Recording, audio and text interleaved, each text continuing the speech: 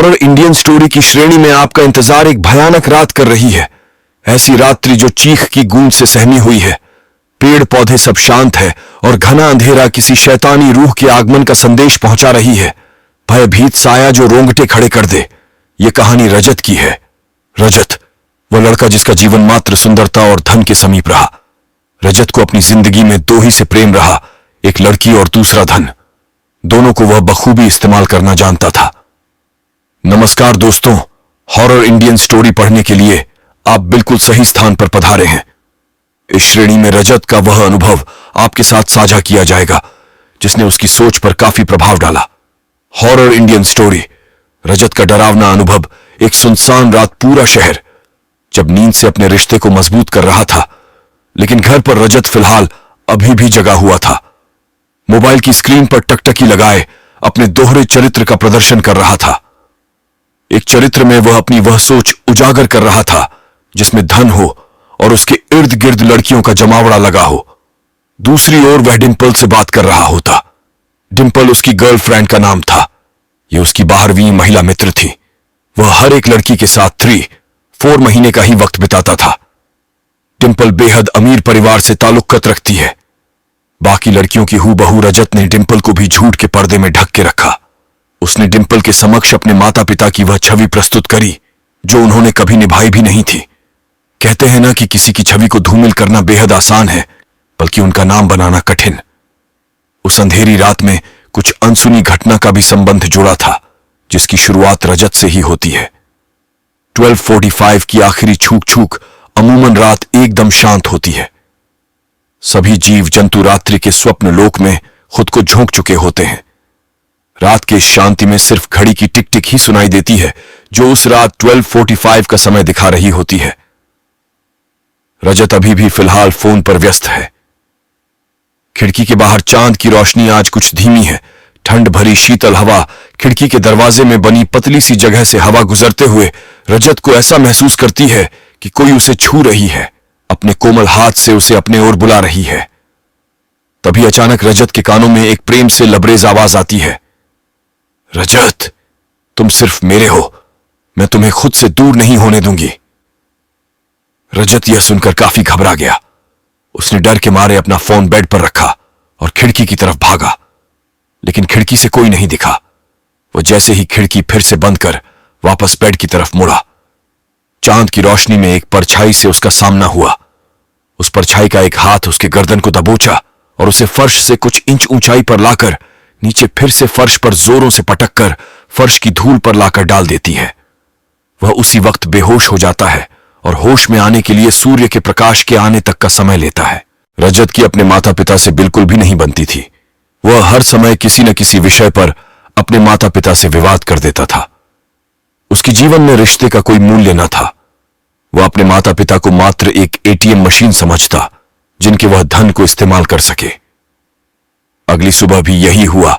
उसने होश में आने के बाद अपने साथ हुए पिछली रात की घटना को स्मरण करने लगा, जिससे उसके माथे पर चिंतित रेखा के साथ पंखा चलने के बावजूद पसीने से भीगा हुआ था। रजत उसी अवस्था में घबराकर अपने पापा के पास पहुंचता है। वह इतना घबराया हुआ होता है कि उसके मुख से उसके शब्द भी अच्छे से नहीं निकल पा रहे थे। वह अपने पिता से वह बातें बताना चाहता है लेकिन कुछ कह नहीं पाता। उसके पापा उसको गुस्से में देखते हैं और कहते हैं कि कुछ बोलेगा या हमेशा की तरह कुछ सुनाने आया है। रजत के चेहरे के भाव अब डर की जगह गुस्से में बदल गई और उसी स्थिति में अपने पापा को ही सुना दिया और गुस्से में वह घर से निकलकर अपने कॉलेज में पहुंचा, जहां उसका इंतजार उसका दोस्त और डिंपल कर रही थी। उन दोनों को उसने अपने साथ हुई घटना को बताया। उसके दोस्त ने उसे कहा, तेरा वहम होगा भाई, कोई लड़की तेरे को कैसे उठा सकती है, वह भी सिर्फ एक हाथ से। यह बात कहते ही रजत का दोस्त और डिंपल जोर से ठहाके मारने लगते हैं। यहां मेरी जीवन की लगी हुई है और तुम इतने बेशर्म होकर हंस रहे हो। रजत दबी सहमी आवाज में कहता है, अरे तू इतना क्यों डर रहा है, सब ठीक हो जाएगा। रजत के दोस्त ने उसे सांत्वना देते हुए कहा, लेकिन रजत ने अपने मन में यह ठान लिया था कि वह अब अपने घर नहीं रुकने वाला, सब छोड़कर कहीं दूर चला जाएगा। रजत का यह फैसला सुनकर उसका दोस्त उसे रुकने की सलाह देता है और कहता है कि रजत को अपने परिवार को अकेले छोड़ने की ख्वाहिश नहीं रखनी चाहिए। लेकिन वह ठान चुका था कि उसे अपने परिवार से कोई मतलब नहीं है। वह यही सोचता था कि उसके परिवार उससे प्रेम भाव नहीं रखते। इस पर डिंपल कहती है कि अगर तुमने नक्की कर ही लिया है तो आज रात को तुम मेरे साथ मेरे शहर लखनऊ चलना, वहां अपनी नई जिंदगी शुरू करना। रजत को डिंपल का सुझाव राज आ जाता है। रजत ने डिंपल के कहने पर घर से अपना बैग को सही तरह से पैक कर चंडीगढ़ रेलवे स्टेशन पर पहुंच जाता है।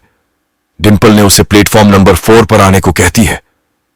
रजत 10 बजे छुपकर अपने गृह से प्रस्थान करता है। उसे बाहर जाने में अजीब लगता है। रजत का यह रात बाकी रात से अलग होती है।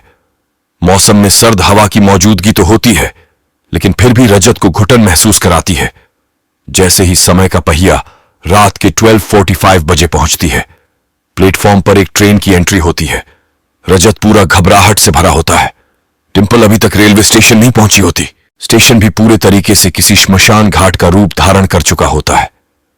रजत को कुछ समझ नहीं आ रहा होता। डिंपल का इंतजार करते हुए उसने इधर उधर हर दिशा में अपने चक्षु को दौड़ाया, लेकिन डिंपल कहीं नहीं दिखी।